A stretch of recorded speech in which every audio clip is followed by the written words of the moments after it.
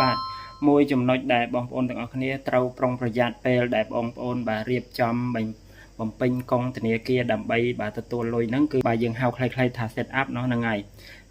ពេលដែលរើសប្រទេសបងប្អូនកុំរើសថាប្រទេសកម្ពុជាណាបងប្អូនបាទហ្នឹងហើយទោះ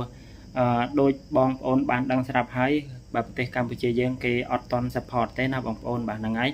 ពេលដែលរើសប្រទេសហ្នឹងគឺបងប្អូនដាច់ខាតគឺត្រូវតែរើសបាទប្រទេសដែលអាចរកប្រាក់ចំណូលបានបាទមានប្រទេសថៃជាដើមเนาะហ្នឹងហើយបងប្អូនហាមរើសពាក្យថាប្រទេសកម្ពុជាណាបាទបើទោះបីជាបងប្អូនស្ថិតនៅក្នុងប្រទេសដែលអាចរកលុយបានដូចជាប្រទេសថៃជាដើមក៏ដោយ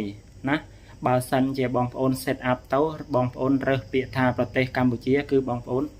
អស់សិតតែម្ដងបាទហ្នឹងហើយក៏មានបងប្រុសម្នាក់ហ្នឹងហើយគាត់ set up ខុសអញ្ចឹងឯងគាត់រើសប្រទេសខ្មែរដល់ពេល